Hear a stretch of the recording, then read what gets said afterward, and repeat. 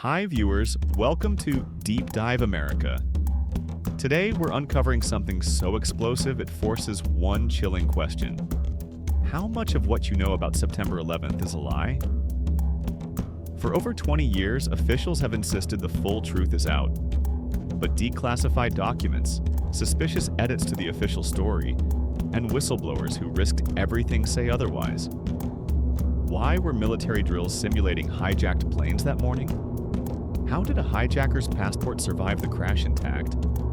Why did the FBI reclassify 9/11 evidence a secret in 2021? And most disturbingly, why did over a dozen witnesses with critical information die under mysterious circumstances before they could testify? This isn't just conspiracy, it's evidence. And in this video, we'll expose the three biggest secrets they still don't want you to know, including one bombshell document that was quietly declassified last month. By the end, you'll see the official story isn't just incomplete, it's been actively manipulated. Stay until the final reveal. It's the one detail even veteran investigators can't explain without admitting the terrifying possibility that we've all been deceived. Before we dive into the drills, let's talk about the 20 minutes that changed everything. At 8:46 a.m., Flight 11 hit the North Tower, yet not a single fighter jet scrambled until 9:25 a.m. Why? Because NORAD, the agency tasked with intercepting hijacked planes, was paralyzed by confusion. But here's what they admitted under oath. From 1991 to 2001, NORAD intercepted 67 hijacked planes, an average of one every 6 weeks. They had a flawless response time of 12 minutes. So why on September 11th did it take over 38 minutes? The official excuse? Communication breakdowns. But classified tapes reveal air traffic controllers screaming about Flight 77 hurtling toward DC, while NORAD officials insisted it was just part of the exercise. This wasn't incompetence, it was systemic distraction. And it leads us to the first hard evidence: the military drills that turned reality into a lethal simulation. The first glaring red flag on the morning of September 11th was the U.S. military's simultaneous execution of drills eerily mirroring the actual attacks, a coincidence so improbable it borders on deliberate sabotage. Operation Northern Vigilance, a pre-planned exercise, had strategically relocated fighter jets to Alaska and Canada, stripping the Northeast of critical air defenses at the exact moment hijacked planes barreled toward their targets.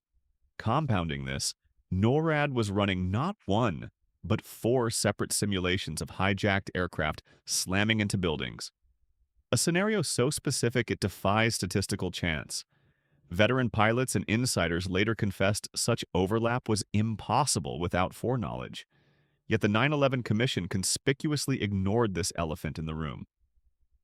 Even more damning, former Defense Secretary Donald Rumsfeld admitted these drills complicated response efforts. But the truth runs darker. Declassified documents reveal commanders initially dismissed the real attacks as part of the exercise. This fatal confusion introduced a 20-minute delay, precious time that cost thousands of lives. Buried in Appendix B of the official report, a single haunting line admits military personnel were unable to distinguish the exercise from the real-world event. This wasn't mere incompetence. It was a meticulously orchestrated chaos, a perfect storm of distractions that raises sinister questions. Who authorized these drills? Why were they so unnervingly identical to the attacks? And why has every investigation since whitewashed the glaring contradictions? The evidence points not to negligence, but to something far more calculated, a cover-up stretching to the highest levels of power. Consider this. The FAA's own logs show repeated attempts to alert NORAD were met with confusion, as live hijackings were mistaken for simulated ones. Even the Pentagon's timeline collapses under scrutiny. Official records show key personnel were preoccupied with the drills while the attacks unfolded. And let's not forget the war games scheduled for later that week, simulating a catastrophic attack on Washington. Were these all just coincidences or part of a larger, chilling script? The deeper you dig, the more the official narrative unravels. leaving only one unsettling conclusion. Someone knew. The question is, who? The story of Saddam al-Suqami's passport is one of the most glaring anomalies in the official 9/11 narrative. A detail so scientifically implausible it reeks of fabrication. The hijacked planes struck the North Tower at nearly 500 miles per hour, triggering infernos that reached 2,000 degrees Fahrenheit. Temperatures so extreme they liquefied steel beams and reduced concrete to dust. Yet amid this apocalyptic destruction, a flimsy paper passport, belonging to one of the alleged hijackers, miraculously survived completely intact.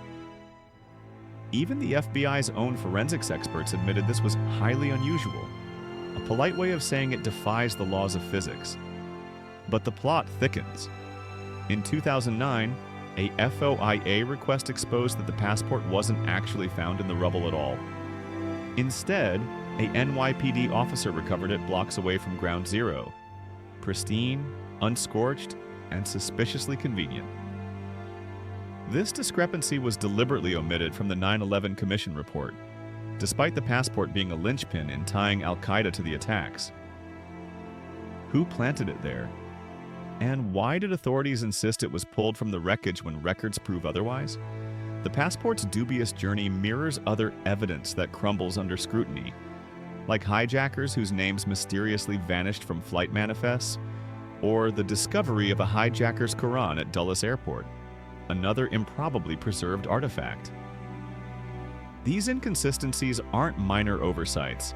They're hallmarks of a staged narrative. The passport in particular served a critical function. It provided a tidy, irrefutable link to the supposed perpetrators, shutting down questions before they could be asked. But forensics don't lie.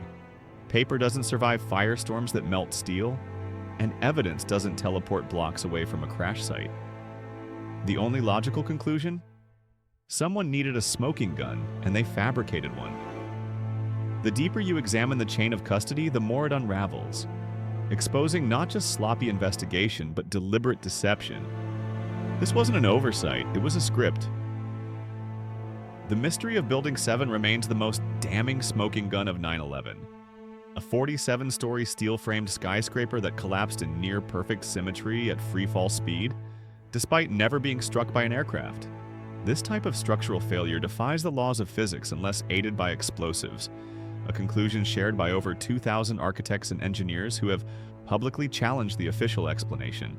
NIST's own reports inadvertently fuel skepticism, admitting to the presence of molten metal in the wreckage. A phenomenon consistent with thermite, a high-temperature incendiary used in controlled demolitions. But the anomalies only grow darker when you examine what was inside. Building 7, critical SEC files documenting ongoing investigations into Wall Street fraud, including Enron's historic $63 billion collapse. All of it, every shred of evidence, was pulverized in the tower's inexplicable implosion. Even more chilling?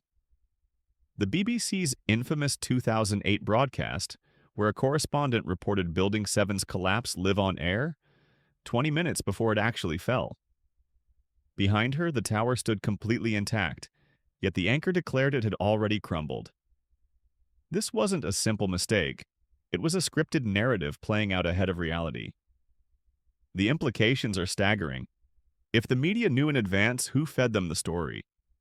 And if the building's destruction was predetermined, what does that say about the rest of that day's events? The official narrative insists fire alone brought down WTC-7, yet no steel-framed high-rise in history has ever collapsed from fire, before or since. The only logical parallel is controlled demolition, a technique requiring weeks of preparation.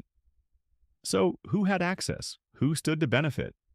And why has every attempt at a real investigation been stonewalled? The collapse of Building 7 isn't just an unresolved tragedy. It's the thread that unravels the entire official story. The final piece of the puzzle lies in a declassified FBI document, one they tried to bury for decades. In 2021, the Bureau quietly released a 2016 interview with a Saudi diplomat who openly admitted funding two of the 9/11 hijackers, a connection deliberately suppressed for 20 years. But the real smoking gun is on page 17, where an unnamed CIA asset is revealed to have warned the agency in August 2001, just weeks before the attacks, of an impending operation involving planes. Despite this explicit warning, the CIA did nothing. This isn't speculation. It's proof that key figures in the US government had prior knowledge and let it happen. Now, step back and look at the full picture. Military drills paralyzed NORAD's response.